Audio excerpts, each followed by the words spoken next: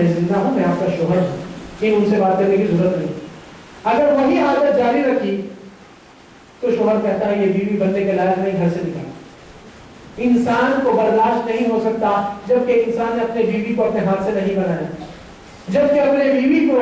تخلیق نہیں کیا، صرف ایک نکاح نامے کے ذمے سے اپنی بیوی بنایا، اور یہ چیز برداشت اور ناگوارا گزر رہی ہے، تو پھر اللہ کی بڑائی میں ان سے امید کیوں رکھتے ہیں جبکہ اللہ تعالیٰ آپ کے لیے کافی ہے۔ آیت نمبر 36 سورہ زمر میں اللہ تعالیٰ فرماتے ہیں الیس اللہ بکاف عبدہ، کیا اللہ تعالیٰ اپنے بندوں کی مدد کرنے کے لیے کافی نہیں ہے؟ وَيُخَوِّفُونَكَ بِالَّذِينَ مِن دُونِهِ، اللہ کے علاوہ غیروں سے آپ کو ڈراتے ہیں کہ ان سے بھی مانگیے، ان کے لیے بھی منت کرو، ان کے لیے بھی جا کے بچوں کا سر ہوگا۔ دینے والا ایک ہے، خالق ایک ہے، اس کا کوئی ہیلپر کوئی بیٹا نہیں ہے، اس کی عظمت بڑھائے اگر نہیں جانیں گے تو پھر جینے کا مقصد اور آنے کا مقصد آپ کا بیکار ہو جاتا ہے۔ ارے بھائی یہ چیز تو اور سے زیادہ عجیب ہے کہ زندگی کے اندر دنیا کے جتنے بھی ممالک اقوام ہیں، سارے کے سارے ممالک میں مختلف اپنے اپنے قانون اور لا ہے، اور ہر لا ایک دوسرے کنٹری سے الگ ہے۔ کسی کے پاس چوری کی سزا جیل ہوتی، کسی کے پاس جرمانہ ہوتی، کسی کے پاس ہاتھ کاٹا جاتا ہے۔ دنیا کے مختلف اقوام میں اندر انٹیریئر قانونات ان کے الگ الگ ہیں، مگر آپ لوگ کو معلوم ہونا چاہیے کہ اللہ سبحانہ و تعالیٰ کا قانون اپنے بندوں کے ساتھ ہر گناہ کو معاف کرنے کے لیے تیار ہے۔ اگر بندہ کرتے ہوئے آئے قیامت کے روز وہ معافی کی گنجائش، مگر ایک گناہ کو اللہ تعالیٰ سورہ نساء آیت نمبر 48 اور 116 میں اسی حکم کو دہراتے ہوئے اللہ تعالیٰ فرمائے ان اللہ لا یغفر ان یشرک بہ، اللہ تعالیٰ اس کی بڑائی میں کسی کو جڑائیں گے،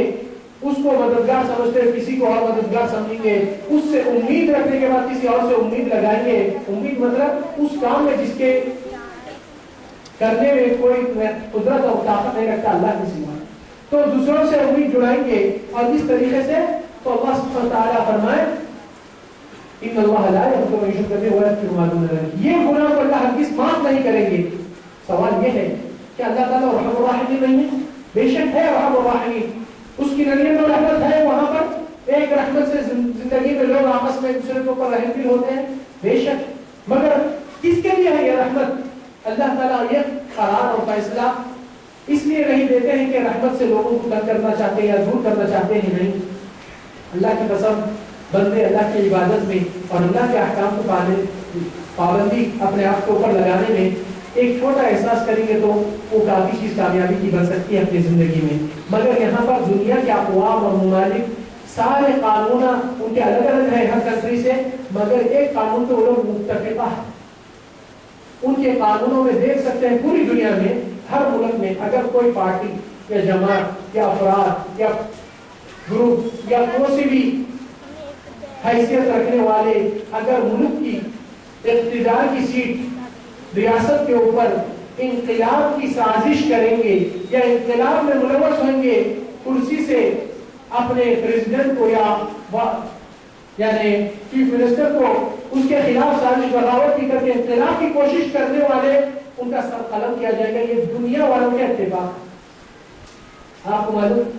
کہ وہ سیٹ کے اوپر رول کرنے والا جو آج بیٹھا ہے اس سے پہلے کئی اور جگہ آ کے بیٹھ کے گزر گئے، اور یہ بھی ہمیشہ کا بیٹھنے والا نہیں، تھوڑے دنوں کے بعد وہ بھی بدل جائے گا،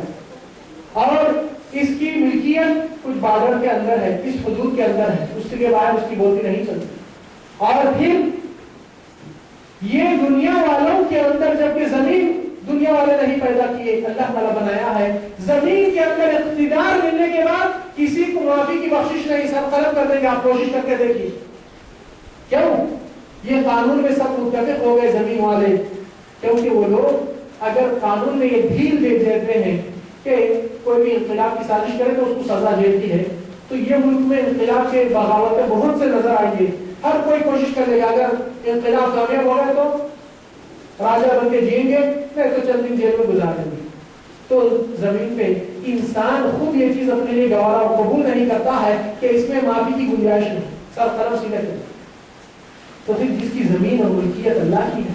اور جو رب العالمین آپ کو رحم کرنا چاہتا ہے، اس لیے تو آپ ایک نیکی کرو اس کے 10 گنے، اس کے 700 گنے بڑھ کے کیوں دیتا ہے؟ جبکہ ایک گناہ کر رہے ہیں تو آپ کو ایک گنے کا ایک ہی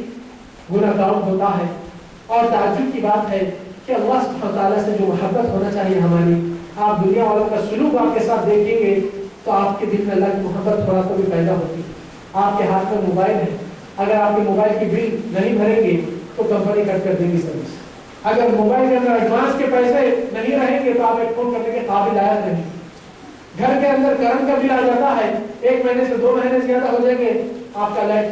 سروس کٹ کر دیتے ہیں۔ کوئی مروت انسانیت نہیں، کوئی رحم دل معاملہ نہیں، اس طریقے سے انسان کے ساتھ سروسز ختم کیے جاتے ہیں۔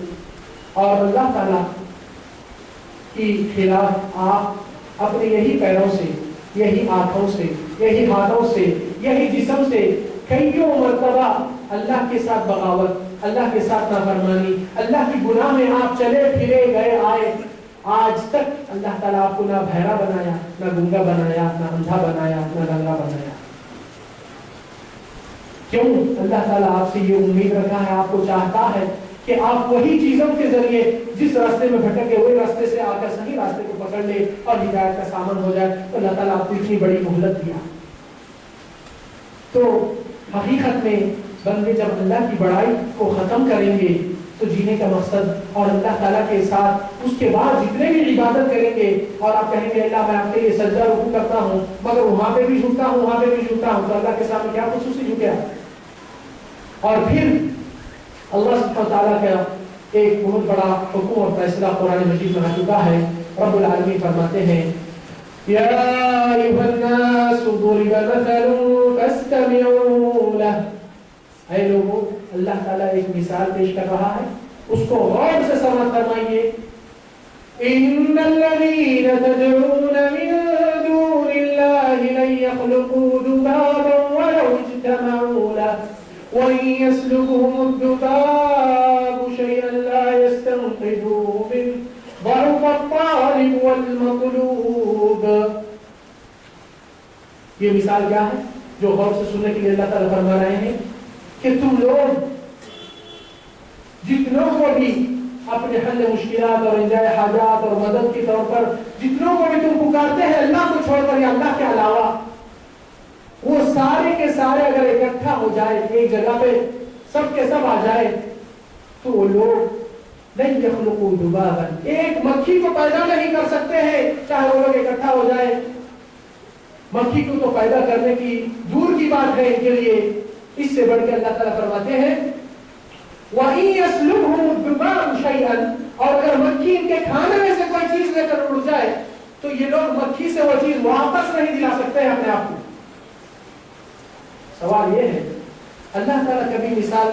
ان اللہ لا یستحیی ان یضرب مثلا ما، کبھی مچھر کی مثال، کبھی مکڑی کی مثال، کبھی شہد کی مکھی کی مثال، کبھی چوپایوں کی مثال، یہاں پر مکھی کا کیوں آیا، مچھر کا کیوں نہیں آیا؟ آپ کو معلوم ہونا چاہیے کہ اللہ تعالیٰ کا چیلنج بہت بڑا ہے۔ اللہ سبحانہ تعالیٰ جب ایسی آیت نازل کرے کہ جتنوں کو بھی تم اللہ کے علاوہ پکارتے ہیں وہ اپنے بچاؤ کے لیے، آپ کی بچاؤ کے لیے، وہ لوگ مکھی اگر ان کے کھانے میں سے کوئی چیز لے کر اڑ جائے مکھی سے وہ چیز واپس نہیں لا سکتے۔ کوئی انسان عقل کے سوچنے والا بولتا نہیں آج تو سائنس بہت بڑا آگے ترقی کرا،